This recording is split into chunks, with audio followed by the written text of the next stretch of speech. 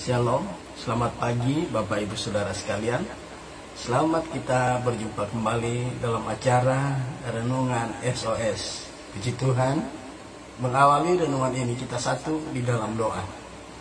Bapa di surga, Bapa yang kami sembah dalam nama Yesus, segala puji, hormat, syukur, dan kemuliaan Tuhan layak kami persembahkan hanya bagimu di pagi yang indah ini. Terima kasih Tuhan. Kami mengucap syukur karena kami telah mengalami pemeliharaan Tuhan yang begitu indah dalam hidup ini, yaitu di mana sepanjang malam yang sudah kami lewati, kami mengalami petiduran yang nyenyak, sehingga Tuhan, kami pada pagi yang ini juga boleh bangun. Kami percaya ini karena anugerah-Mu Tuhan. Engkau sudah bangunkan kami dengan keadaan roh, jiwa, dan tubuh yang diberkati daripada-Mu. Terima kasih Bapa, terima kasih Tuhan. Sebentar lagi kami akan mengadakan renungan.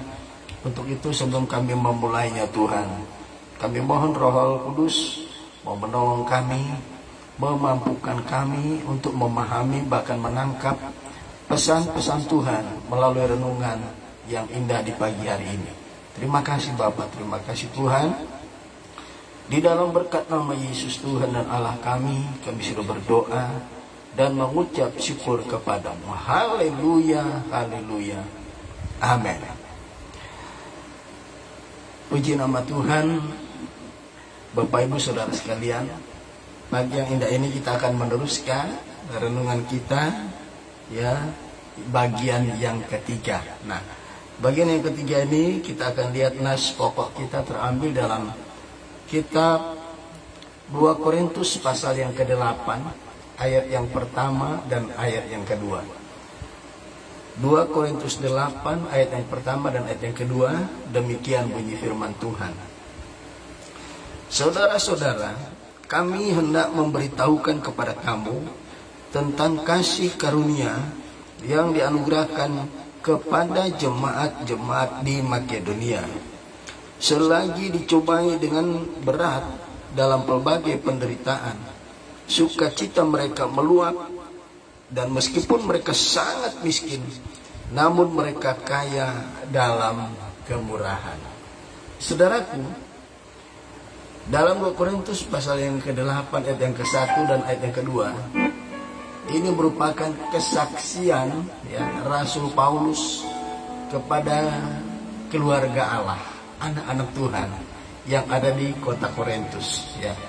Nah, kesaksian Rasul Paulus ini tentang satu jemaat, ya, bukan satu orang, ya, satu jemaat. Itu adalah jemaat Makedonia, ya. Paulus menceritakan tentang keadaan mereka, ya. Perhatikan ayat yang pertama.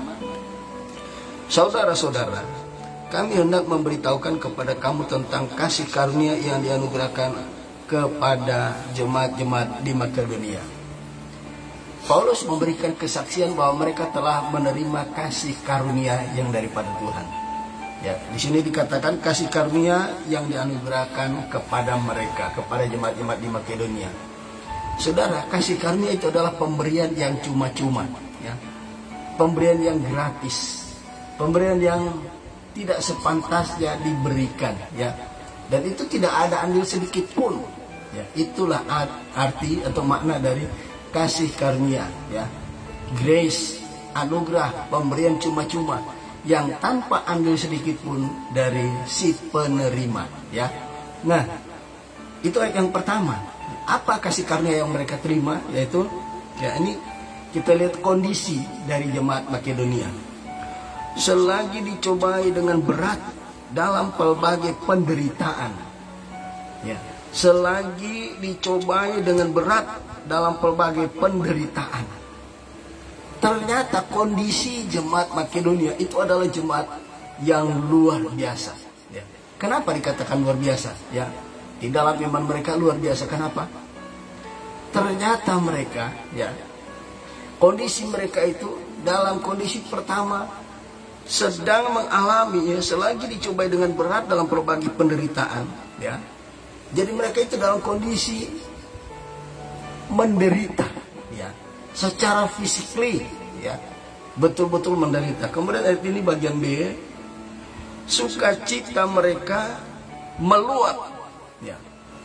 Sukacita mereka meluap, ya. Kemudian dikatakan, dan meskipun sukacita mereka meluap. Kondisi mereka dalam keadaan menderita, ya. Mengalami penderitaan yang berat, ya. Di sini dikatakan selagi dicobai dengan berat dalam pelbagai penderitaan, ya. Mereka kondisinya berada dalam kondisi menderita. Tetapi ketika penderitaan yang mereka alami itu, mereka bukan bersungut, ya. Mereka bukan bersungut-sungut. Ketika mengalami penderitaan, ayat ini berkata, ya, sukacita mereka meluap, ya. Sukacita mereka meluap luar biasa, ya. Ada orang lain kalau menderita, ya, bangsa Israel di zaman perjanjian lama boro-boro menderita, baru kehabisan air, tidak ada makanan, sudah bersungut-sungut. Orang Manado bilang sobaveto, ya. Bahasa Indonesia itu mereka ngomel, mereka bersungut-sungut. Beda dengan jemaat Makedonia. Jemaat Makedonia kondisinya menderita, tapi mereka penuh dengan sukacita. Apa artinya? Ini adalah jemaat yang jempolan, jemaat yang patut dipuji. Itu sebabnya Paulus memberikan kesaksian kepada jemaat di Korintus. Dia bilang apa? Ya, mereka bersukacita dalam menyikapi segala jenis penderitaan yang kita hadapi. Menyikapinya jangan dengan bersungut-sungut, tapi bersukacita. Bersukacita, mereka sukacita. Itu identik dengan apa? Ya, seperti yang Paulus katakan kepada anak-anak Tuhan di Tesalonika. 1 Tesalonika 5 ayat 17 kalau saya tidak salah, ya. 18. Mengucap syukurlah dalam segala hal, karena itulah yang dikehendaki Allah bagi kamu di dalam siapa? Di dalam Kristus Yesus. Bagaimanapun keadaan kita, menderita, sukacita, tetap bersukacita, ya. Jemaat Makedonia yang menjadi kesaksian, ya. Saya bacakan 1 Tesalonika ayat 18. Mengucap syukurlah di dalam segala hal, sebab itulah yang dikehendaki Allah, ya. Yang dikehendaki Allah di dalam Kristus Yesus bagi kamu. Ketika kita menghadapi penderitaan bagaimanapun beratnya, ingat, menyikapinya bukan dengan bersungut-sungut, bukan dengan bafeto orang Manado bilang, ya. Bukan dengan bersungut-sungut, bukan dengan ngomel, tapi bersukacita. Itu identik dengan mengucap syukur, ya, menerima dengan tulus ikhlas, dengan rela apa yang sedang mereka alami. Itulah definisi dari mengucap syukur, ya. Mengucap syukur itu luar biasa, sebab itu yang dikehendaki Allah. Kemudian dikatakan, dan meskipun mereka sangat miskin, ya, sudah mengalami penderitaan yang luar biasa, mereka menyikapinya dengan ucapan syukur. Dan saudara tahu, bukan cuma menderita, tetapi mereka sangat miskin, ya. Ada kata awal, tidak dikatakan mereka miskin, tapi sangat miskin. Saudaraku, di sini luar biasa. Inilah kualitas jemaat yang sangat jempolan di hadapan Tuhan. Sudah menderita, miskin, tapi mereka menyikapi penderitaan yang mereka alami, apapun yang mereka alami, mereka mengucap syukur. Sangat miskin, ya. Perhatikan bagian ayat-ayat ini. Namun, nah ini ada kata namun. Namun mereka kaya di dalam apa? Kemurahan. Jadi bagian yang ketiga, ya, kekayaan yang harus dimiliki oleh setiap orang percaya. Kaya dalam kemurahan. Haleluya, ya. Saudaraku, sebabnya orang-orang Pantekosta khususnya setiap kali mau bersaksi, enggak itu jemaat, enggak itu pendeta, awal kata yang mereka buka mulut katakan apa? Saudaraku, puji Tuhan, demi kemurahan Tuhan, oleh kemurahan Tuhan, saya masih ada sebagaimana saya ada. Haleluya. Saudara, mereka kaya dengan kemurahan. Apa itu kaya dengan kemurahan? Ya. Nah, perhatikan yang ketiga. Aku bersaksi bahwa mereka telah memberikan menurut kemampuan mereka, bahkan melampaui kemampuan mereka. Apa itu kemurahan itu? Ya, perhatikan ayat selanjutnya, bagian selanjutnya berkata, dengan kerelaan sendiri mereka meminta kepada mendesak kami supaya mereka juga beroleh kasih karunia untuk mengambil bagian dalam pelayanan kepada orang-orang kudus. Ya. Ayat yang kelima, mereka memberikan lebih banyak daripada yang kami harapkan. Ya. Mereka memberikan diri mereka pertama-tama kepada Allah, kemudian oleh karena kehendak Allah juga kepada kami, sehingga kami mendesak mereka. Sebab itu kami mendesak kepada Titus supaya ia mengunjungi kamu dan menyelesaikan pelayanan kasih itu sebagaimana ia telah memulainya. Saudaraku, di sini kita lihat mereka ternyata kaya dalam kemurahan. Artinya apa? Mereka begitu peduli, mereka begitu berantusias untuk membantu orang-orang lain.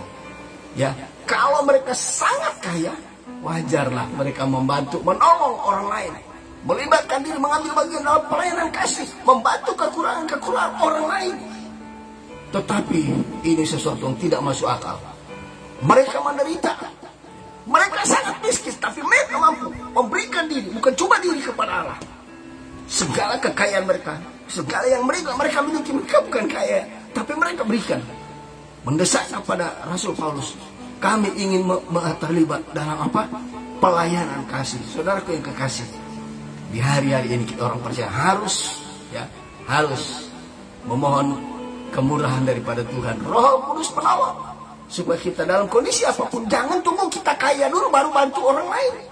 Jangan tunggu kita kaya dulu baru terlibat dalam pelayanan. Dalam kondisi apapun kita harus terlibat dalam pelayanan. Haleluya. Maka kita akan jadi jemaat jempolan. Saudaraku, ada contoh di Lukas 21 ayat 1 sampai ayat yang keempat. Di situ diceritakan sekali peristiwa Yesus ada di dalam bait Allah. Dan apa yang terjadi? Ketika tiba, orang akan membawakan persembahan. Kira-kira sebelum firman Tuhan atau sesudah firman Tuhan, ada persembahan pertama, ada persembahan kedua. Yesus juga paling depan. Di depan orang pada memberikan korban persembahan. Ya, saya baca. Ketika Yesus mengangkat mukanya, ia melihat orang-orang kaya. Perhatikan, memasukkan persembahan mereka ke dalam peti persembahan. Ia melihat juga seorang janda miskin, kontroversi dengan yang awal. Orang-orang kaya memberikan persembahan, si miskin pun seorang janda mampu memberikan persembahan. Perhatikan, ia melihat juga seorang janda yang miskin memasukkan 2 peser ke dalam peti itu. Ayat yang ketiga, ya. Lalu ia berkata, aku berkata kepadamu, ya, sesungguhnya janda miskin ini memberi lebih banyak. Ya, lebih banyak. Janda yang miskin ini memberi lebih banyak, ya, dari kekurangan, mempersembahkan. Lalu ia berkata, aku berkata kepadamu, sesungguhnya janda miskin ini memberi lebih banyak daripada semua orang itu. Ayat yang keempat, sebab mereka semua memberi persembahannya dalam kelimpahannya, tetapi janda ini memberi dari kekurangannya, bahkan ia memberi seluruh nafkahnya. Saudara, perhatikan, gembala sidang, orang lain tidak bisa melihat berapa nominal persembahan yang saudara berikan, tetapi Tuhan memperhatikan, Tuhan melihat. Ya, janda miskin bukan kaya, dia mampu memberi lebih dari orang-orang kaya. Kenapa? Dia memberi segala yang dia miliki, yang ada padanya, setulus-tulusnya, ikhlas-ikhlasnya. Yang dia miliki ini sama dengan janda di Sarfat. Ya, janda di Sarfat pun orang yang miskin. Tapi apa yang terjadi ketika Israel mengalami kekeringan selama 3,5 tahun? Elia disuruh ke janda Sarfat.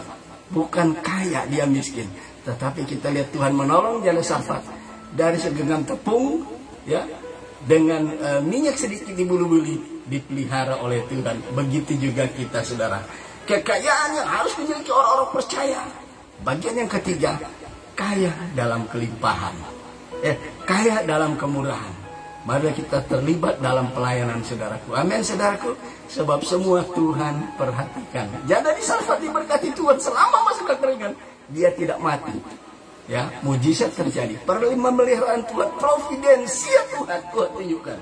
Puji nama Tuhan. Moga kiranya renungan ini memberkati saudara termasuk saya. Kita satu di dalam doa mengakhiri renungan ini. Bapa di surga, kami mengucap syukur, kami sudah mendengarkan kebenaran firman-Mu. Mari Tuhan Engkau tolong berikan kami kemampuan untuk mengaplikasikan kebenaran ini dalam hidup kami, khususnya di sepanjang hari ini di berbagai aktivitas kami yang berbeda-beda. Terima kasih Bapa, dalam nama Yesus kami sudah berdoa dan mengucap syukur kepadamu. Haleluya, haleluya. Amin. Puji Tuhan. Tuhan Yesus memberkati. Sampai kita berjumpa kembali besok pagi hari. Shalom.